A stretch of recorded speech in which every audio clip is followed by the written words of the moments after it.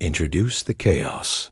Imagine moving into what you think is a peaceful neighborhood, only to be blasted by vulgar rap, screeching kids, and zero respect from the people next door.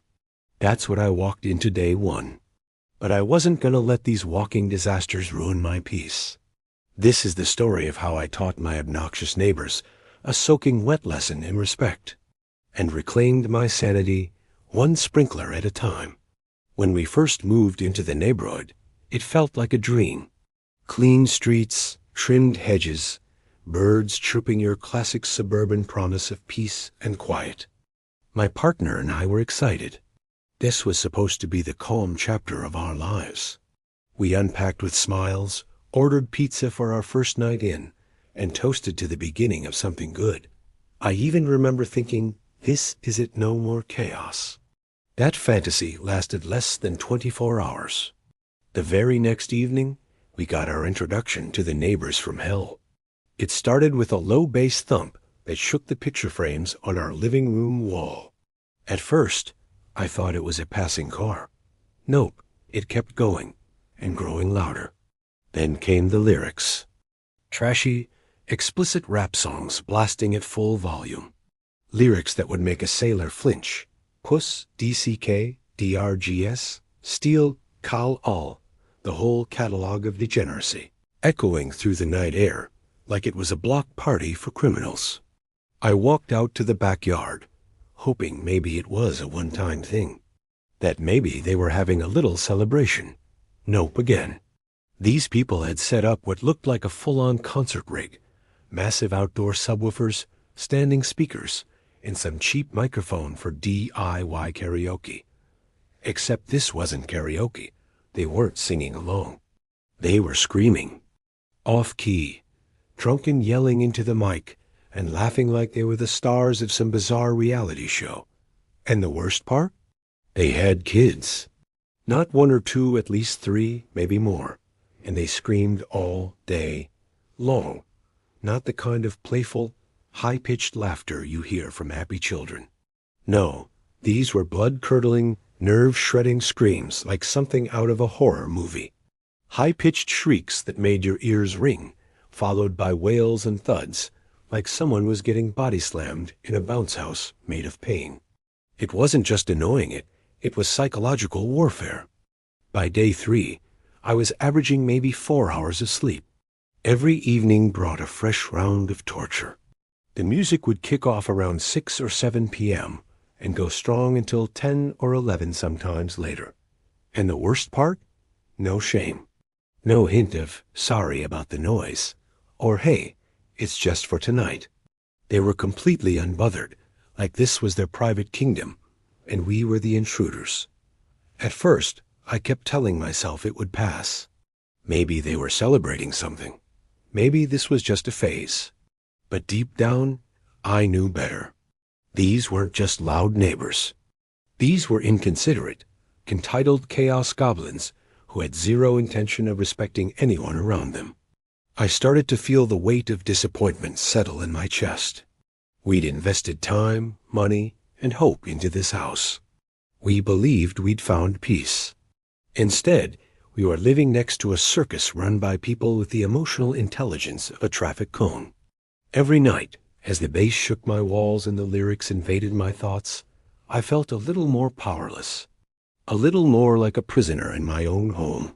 It was the kind of helplessness that gets under your skin. You try to focus on work, and all you can think about is the headache from the night before. You try to enjoy a movie, and the memory of those distorted speakers keeps buzzing in your ears. I even found myself flinching every time I heard a car door slam or a kid yell outside, bracing for the next wave of noise. I kept hoping they'd just get bored, that maybe, one night, the speakers wouldn't come out. But no, they were committed. Like some kind of twisted ritual, the music was as regular as clockwork. And every evening, I braced myself for another round of audio abuse. That's when the tension started to build, not just in the walls, but inside me. I wasn't sleeping. I wasn't relaxed. I was irritated, bitter, and constantly on edge. I could feel the version of me that once let things slide, slowly slipping away. Something was shifting. I didn't know it yet, but a storm was brewing, and for once, I wasn't going to be the one left soaked. You ever hear music so loud that it vibrates your windows, even when they're closed? That's what every night started sounding like in our house.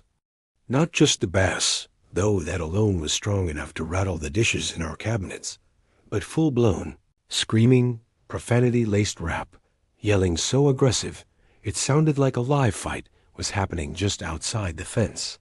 They weren't even good at it. It wasn't music. It was noise. Full volume, distorted garbage that assaulted your ears. The kind of lyrics that would get censored out of a low-budget prison documentary. I'm talking about every line dripping with sexual violence, drug glorification, and random murder bars, all belted out while their kids played right there in the yard. It was like a live training camp for little future felons. The worst night? Friday of week 1. I'll never forget it. It started around 8:30 p.m. I was on the couch, trying to unwind with a movie. My partner was reading. Then it hit. The bass dropped so hard, it actually made the floor shudder.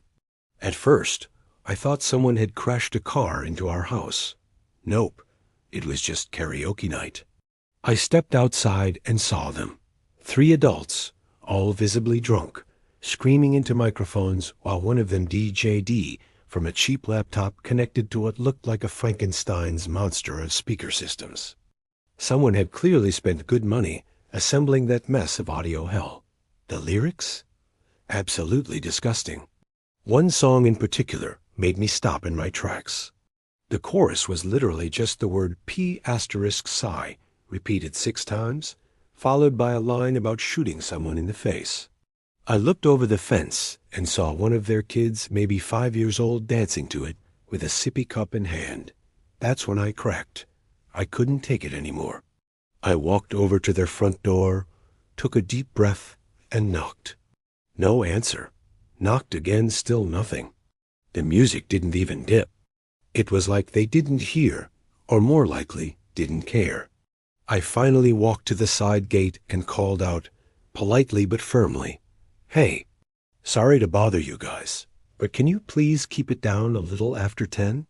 It's been really loud the past few nights." 3 faces turned to me. They didn't say a word. One of the guys laughed, then turned to the others and said something in a language I didn't understand. They all laughed again. Loudly. Then the music got even louder. That's when I realized they weren't just being inconsiderate. They were enjoying the torment. This was power for them. They were the kind of people who got off on disrespect, who thrived on making others uncomfortable. And now they knew I was bothered? They dialed it up to 11, just for the fun of it. That night, I went to bed with a pillow over my head, earbuds in, and still couldn't sleep. The mix of bass and screaming children wasn't something you could block out. It got in your bones. I felt like I was being held hostage by someone else's trashy playlist and unchecked ego. It didn't stop there. Over the next few nights, the music seemed to get worse. They'd blast tracks with open references to rape and murder, and then pass the mic to one another like it was open mic night at a gangster rally. One night, I heard them try to freestyle. That's when I found out one of them thought rhyming meth with death made him the next Eminem. It was painful on so many levels. The stress started to mess with me. I was short with my partner, constantly exhausted, and had trouble focusing on anything. I'd wake up groggy, annoyed, already bracing for what the evening would bring. Every little noise made me tense up. A car door slamming? My heart rate spiked. Kids yelling at the park? I felt rage bubbling up. I wasn't just irritated, I was unraveling. We stopped inviting friends over. What was the point? No one wanted to hear that kind of noise in the background. Even casual dinner conversations were interrupted by sudden outbursts of FCK, that BTCH, or shoot that snitch from the backyard.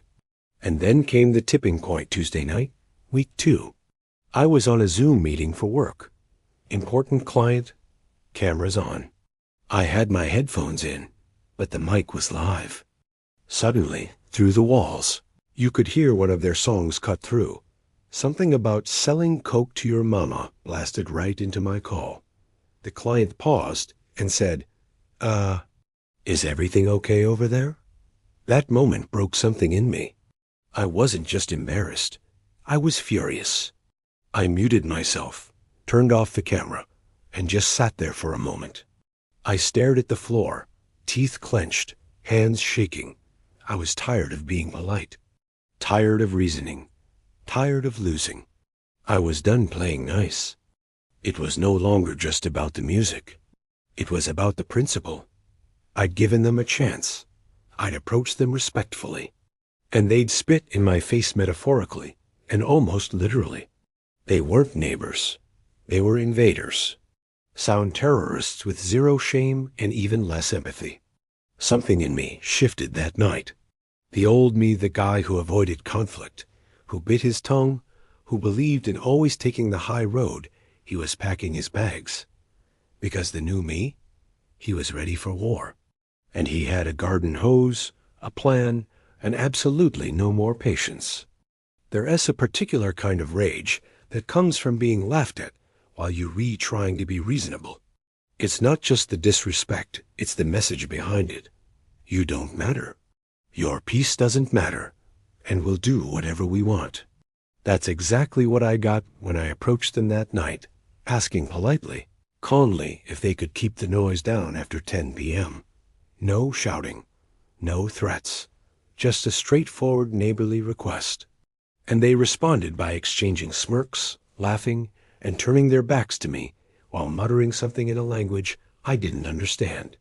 I don't even care what was said. It could have been the weather forecast or a cooking recipe for all I know. But the body language told the real story. They weren't taking me seriously. Not even close. I was a joke to them. It was the way one of them leaned into another and said something. Then they both looked at me and chuckled. That look, that smug, you gonna cry about it? Look, the kind that makes your blood boil even though your face is still wearing a polite smile. I walked back to my house feeling smaller than I had in a long time. And what came next? Of course, they turned the volume up. That night wasn't the worst in terms of music. It was the worst emotionally. That feeling of being powerless, of knowing that no matter what you do, they're going to keep doing what they want because they can, that's what cut the deepest. It wasn't just noise anymore. It was psychological. They knew they were bothering me, and that was the point. I wasn't dealing with ignorant neighbors. I was dealing with bullies. Grown-up bullies with speakers and zero self-awareness. I tried to stay rational. Maybe they had something going on in their lives. Maybe they didn't realize how loud it was. I tried every excuse I could think of to explain it away.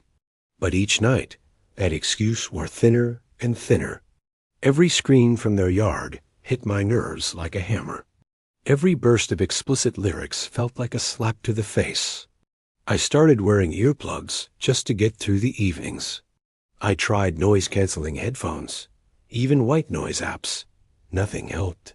The bass cut through everything like it was personally engineered to torment me. I'd go to bed with a knot in my chest and wake up with one in my stomach. And the worst part? I started resenting my own house. This place we had once been so excited about, where we dreamed of quiet weekends and peaceful nights, had become a source of constant tension. I dreaded coming home. I dreaded evenings. I started looking at other neighborhoods, wondering if we should sell and cut our losses. I even considered calling the cops, but I knew how that would go. A warning at best. Maybe a ticket that wouldn't matter. And then what? Retaliation? That's when the thought hit me. Maybe I'd been going about this the wrong way. See, up until then, I'd tried to play nice. I believed in being the better person. I believed in communication, in de-escalation, in keeping the peace. But what if the peace was already gone? What if being the better person just meant being the one who gets walked all over? That was my turning point. I realized these people didn't respect kindness. They didn't care about rules, neighbors, or common decency. The only thing they respected was control, volume, power, and as long as they felt they had it, they weren't going to stop.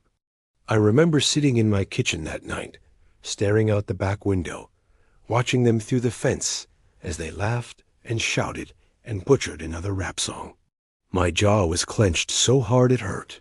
My fingers drummed on the table, tapping out an anxious rhythm. And that's when I saw the speakers, sitting out there like royalty, covered by a flimsy plastic bin. No security, no locks, just sitting there, smug and vulnerable. That's when the idea came. I didn't know yet how I was going to do it, but I knew one thing for sure. I wasn't going to keep living like this. Something needed to change. And I was going to be the one to change it. No more asking. No more pleading. No more giving them the benefit of the doubt. They wanted to act like they owned the block? Fine. Time to show them that even kings can drown in their own backyard. Revenge doesn't always come with fire and fury. Sometimes it begins in the quietest moment, when you're staring out your window, dead tired, brain fried from days of noise and disrespect, and you spot an opportunity so perfect, so poetic, it almost feels like fate dropped it in your lap. That was me, sitting at the kitchen table, one eye twitching from sleep deprivation, the other fixated on that sad little plastic bin in the neighbor's yard. It covered their precious speakers like a weak umbrella in a hurricane. And suddenly, all the gears in my head locked into place. That's it. No need for confrontation. No need to raise my voice or call the cops or get into a shouting match. Just water. Simple, clean, neutral water. The kind that minds its business until it doesn't. Their setup sat maybe 2 feet from the wooden fence that divided our backyards. Right on the edge. Their sound system, this towering Frankenstein made of cheap speakers, amps, and wires, rested there like it owned the land. All they ever did was cover it with that plastic bin, probably thinking it was weatherproof. But it wasn't revenge-proof. I went outside with a flashlight and inspected my side of the fence. It was perfect. My sprinklers ran right along that section, and I had full control of the nozzles. With a few tweaks, I could aim them exactly where I needed, but it couldn't be just one. I needed angles, coverage, strategy, so I started planning. Carefully. I adjusted 2 fixed sprinklers, so they were laser-focused on the base of the fence right, where the speaker sat on the other side. Then I redirected a third one, a sweeping model, to rotate 180 degrees, giving a wide splash across their whole setup. I ran a few test cycles at night, timing the water duration, adjusting pressure. I wanted just enough force to soak, but not enough to cause suspicion. Not a fire hose, more like a passive-aggressive monsoon. Each test cycle made me more confident. Each tiny tweak added to the satisfaction. It was like preparing for a heist, but instead of stealing something, I was taking back my sanity. I even put on gardening gloves and moved some rocks around to disguise the new nozzle angles, just in case. The whole process felt oddly therapeutic. For the first time in weeks, I wasn't anxious or angry. I was focused, calm, patient, and it felt good, really good to be in control again. I waited until the weekend. That's when their parties were worst, and when they'd be least likely to notice me in the yard. Saturday came, and like clockwork, the music started around 8 p.m. I heard the plastic bin clunk over the speakers around 11, followed by the usual chorus of drunk laughter as they stumbled inside for the night. This was it. Around midnight, I stepped outside with a flashlight and a stick, quiet as a ghost. I walked up to the fence, heart pounding, and reached over with the stick. One clean whack knocked the bin off. It hit the ground with a soft thunk, and I ducked back behind the fence like a sniper on a mission. Then, with one quick tap on my phone, I turned on the sprinklers. I watched through the fence slats as water arced into the air and rained down perfectly on their setup. It was glorious. The fixed sprinklers hit dead on, soaking the exposed equipment like a stealthy power washer. The rotating one swept across the rest like a final insult. Within minutes, the entire system was drenched. I stood there, arms crossed, watching as the water did what words couldn't. After 10 minutes, I shut it off and slipped back inside. I didn't even smile. I grinned like a villain in a movie. The kind of grin that comes with justice. I slept like a baby that night for the first time in over a week. The next morning, the circus woke up with a very different soundtrack chaos. I could hear shouting from their yard. Someone dropped something heavy, and there was a loud clunk followed by a string of angry swearing. The music never came on. By noon, I peeked over the fence while pretending to trim my hedge. The bin was tossed aside, and the speakers were flipped over, wires tangled and dripping. One of the guys had a screwdriver and was furiously trying to open the back of a waterlogged speaker. His face was priceless confused, angry, and wet. Not just literally wet, but the kind of wet that comes from being outplayed and not knowing how. They never knocked on my door that day. But they didn't have to. I could feel the confusion. The gears spinning in their heads, trying to figure out what happened. There were no footprints. No forced entry. Just silence. That silence? It was delicious. I knew they'd confront me eventually. But for now, I just enjoyed the sound of nothing. No bass. No shrieking night feedback. No F-bombs at 3 a.m. Just birds, the breeze, and the quiet hum of my revenge still echoing in their soggy speakers. And deep down, I knew one thing for sure. The war was over before they even knew it had begun. Some people plan vacations. Some plan weddings. Me? I planned a sprinkler strike like it was a military operation. I waited patiently all week, monitoring their routine like a neighborhood spy. They were consistent in their arrogance. Every evening, the same performance. Speakers dragged out around 7:30 p.m., followed by a symphony of swearing and amateur karaoke. By 11 p.m., they'd start wrapping up, still drunk and still loud, covering their precious sound system with that sad little plastic bin. They probably thought they were being responsible. Saturday night came, and with it, the final act. I'd rehearsed this in my head at least a dozen times. No lights, no sudden movements, total stealth. I stayed up, quietly watching from the back window. By 11:15 p.m., the yard next door went quiet. Lights out, show over. Speakers covered. Perfect. I pulled on a black hoodie not because I needed to hide, but because it felt right, and slipped out into the yard with my trusty stick in one hand and my foam in the other. The air was cool. The only sounds were the chirping of crickets and the occasional car passing in the distance. My heart thudded with anticipation, but my mind was clear. This was it. Game time. I crept up to the fence and peered through the slats. There it was. The bin. Sitting just inches from the fence, right on top of their gear. It almost looked smug, like it knew what it was hiding and thought it was safe. But not tonight. I raised the stick and gave the bin a quick nudge just enough to knock it off. It tumbled onto the patio with a soft thud, flipping over and exposing the top of the speaker stack. I froze for a second, waiting. Nothing. No motion. No voices. No lights. The coast was clear. I tapped my phone and triggered the sprinkler system.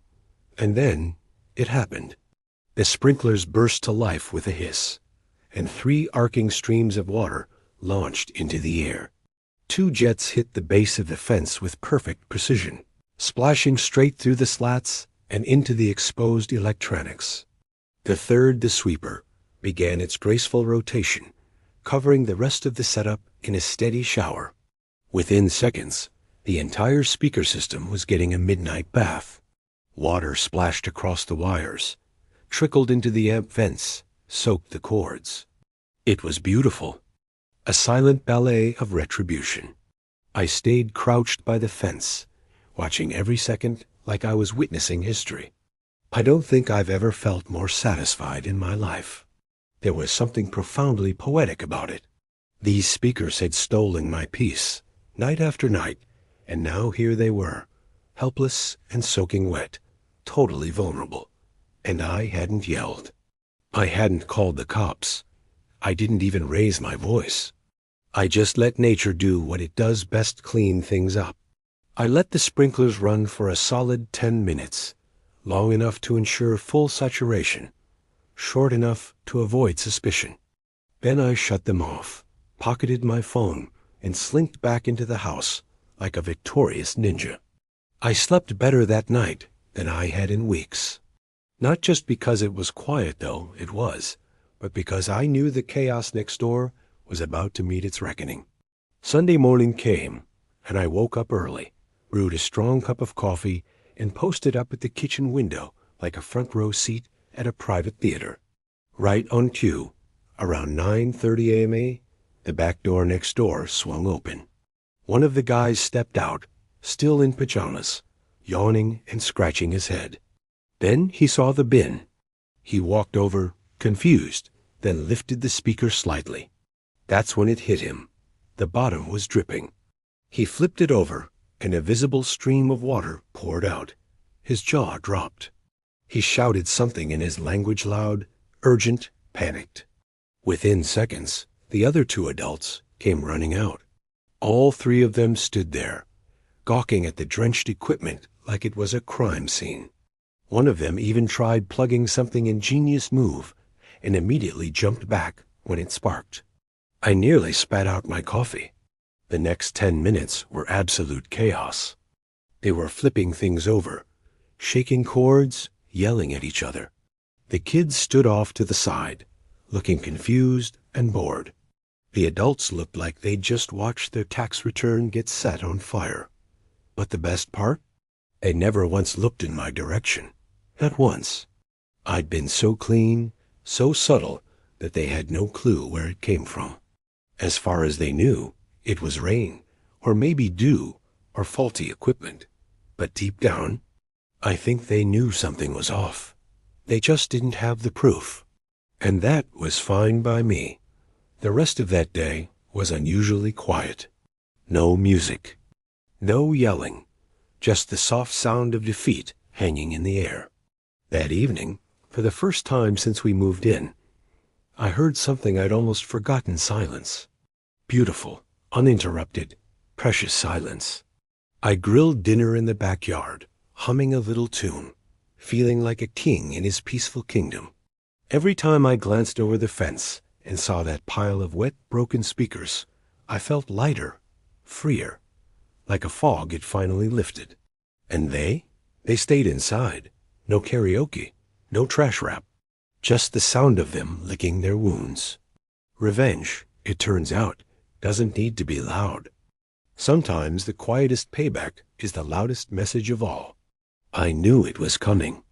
After watching them fumble around with fried speakers, muttering in frustration, and giving side-eye to every possible suspect, it was only a matter of time before they came looking for someone to blame. And I guess, in their minds, the quiet guy next door me was the logical scapegoat. It happened the next afternoon. I was in the backyard watering some plants, pretending not to notice the storm brewing over the fence. Then I heard the sliding door next door whip open. Footsteps, quick, angry. Then one of them called out my name, sort of. They mispronounced it, naturally, adding a nice little insult to the start of their rant. I turned around slowly, hose still in hand, and saw them standing at the fence. 3 of them, arms crossed, scowling like I'd keyed their car and stolen their dog. You think that was funny? One of them snapped. You better hope we don't find out it was you. I raised an eyebrow. Sorry? Our speakers, man. They're fried. Completely soaked. Water damage. You got sprinklers right there, bro. He jabbed a finger toward my yard, like it was a smoking gun. I didn't flinch. You saying I broke your stuff with my sprinkler system? They all exchanged looks, silent agreement. Their posture was aggressive, puffed up, trying to intimidate me. I could see it in their eyes. They weren't looking for an apology. They were looking for someone to yell at, someone to pin their mistake on, someone to feel smaller than them. Not today. I know what you did. One of the others chimed in, arms waving like he was giving a TED talk on paranoia. We saw that thing move. You think we're stupid? I tilted my head. Well, you did leave electronics outside in the middle of summer. You ever heard of morning condensation? Weather damage? Lawn systems? I gave a slight shrug. Things happen. That's when one of them stepped closer and dropped the mask completely. If we catch you messing with our stuff again, he said, voice low and threatening, we'll make sure you regret it. That was it. The moment, I didn't blink. I didn't raise my voice. Instead, I slowly turned toward my wife, who had just stepped out to see what the commotion was about. Then, with a casual smile, I switched to French. Chérie, à la sant faches parce qu'illant les leurs jouts de hors, et maintenant I les sant casses. To veau un café? Sweetheart, they're mad because they left their toys outside and now they're broken. Want a coffee? Natural, unbothered. I laughed too, not in a mocking way. Just completely relaxed, like I wasn't even participating in their drama. And that's what broke them. The shift was instant. They looked at each other again, but this time it wasn't smugness. It was confusion, frustration, powerlessness. They didn't know what I said. They didn't know how to respond. For once, they weren't in control of the conversation. One of them made a dismissive noise, waved his hand like he was brushing off invisible flies, and muttered something under his breath as they all started walking back toward their house. But the tone was different now. The swagger was gone. No more shouting. Just a frustrated retreat. That moment, that was my win. Not just because they backed off, but because I didn't even have to fight. I didn't yell. I didn't threaten. I didn't stoop to their level. I stayed calm, smiled, spoke in a language they didn't understand, just like they had done to me when I first asked for peace. And now they were the ones feeling dismissed, confused, and powerless. Poetic justice. From that day on, everything changed. I wasn't just the quiet neighbor anymore. I was the guy who didn't play games. The one who smiled while the world burned around him. The one they couldn't figure out, couldn't rattle, and definitely didn't want to cross again. And that was all I needed. Before all this, I was the kind of person who avoided conflict at all costs. I played the peacekeeper, the let-it-slide guy. I'd tolerate inconvenience, noise, even outright disrespect, just to avoid confrontation. I was known for being laid back, easygoing, the one who kept his head down and didn't stir the pot. And honestly, I used to wear that like a badge of honor. But the truth is, it cost me. Every time I bit my tongue, I gave up a little piece of peace. Every time I told myself, it's not worth the trouble, I handed over control to someone who didn't deserve it. And when those neighbors moved in, they didn't just disrupt my nights. They exposed how far I'd let things slide for the sake of being nice. That experience flipped the switch in me. I didn't turn into a monster. I didn't go scorched earth. But I learned something powerful. You can stand up for yourself without becoming the villain. You can reclaim your space, your peace, your dignity, without yelling, without fists, without drama. It took one perfectly aimed sprinkler strike to remind me that I'm not here to be stepped on, that I'm allowed to draw a line and defend it, that I deserve respect, not because I demand it, but because I enforce it when necessary. Since that day, I carry myself differently. I sleep better. I speak up more. I've stopped apologizing for expecting basic decency. And you know what? It feels incredible. Not just because the noise is gone, but because I'm not scared of it anymore. I don't dread the chaos. I own the quiet. I used to think standing up for yourself meant becoming someone you're not. Now I know it just means becoming who you were always meant to be. The change was immediate. It wasn't dramatic or flashy. There was no big apology, no final act of surrender, but it was obvious. The very next weekend, I waited. I stayed up, coffee in hand, watching through the blinds just to be sure. But 7 p.m. came and went. No music, no speakers, no drunken karaoke. Just silence. The same silence they had so gleefully robbed from me for weeks was now back, and it was glorious. I didn't hear a single bass drop, no expletive-laced choruses, no off-key shouting into cheap microphones. The circus was closed. For good. At first, I thought maybe it was just temporary. Maybe they were replacing the speakers, or just too embarrassed to try again so soon. But a week passed. Then 2. And the silence stuck. Sure, the kids still screamed now and then, but regular kid stuff, not the horror movie wails from before.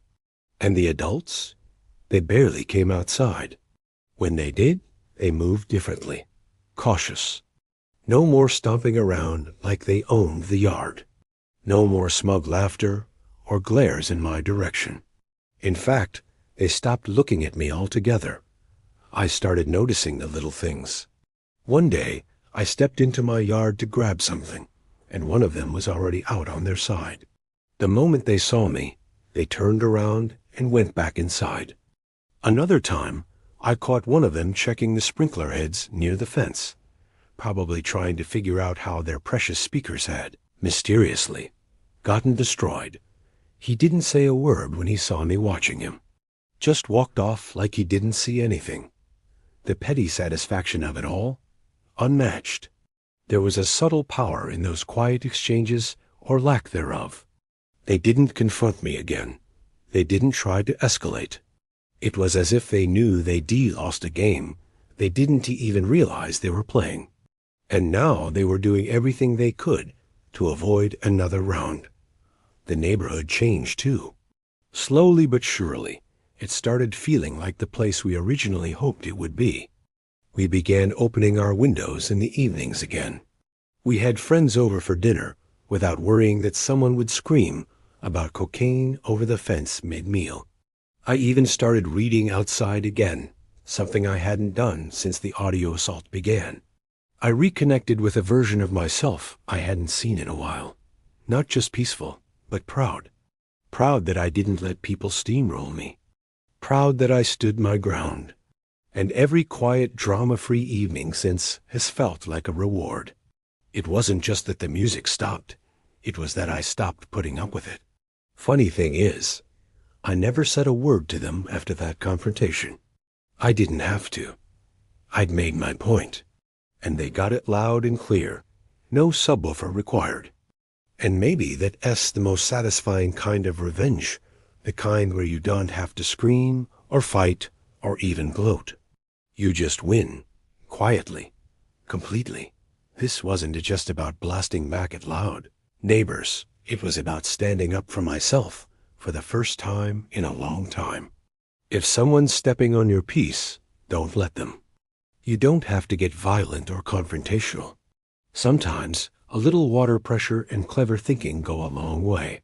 And if you ever feel stuck in your own story, maybe it's time to rewrite the ending.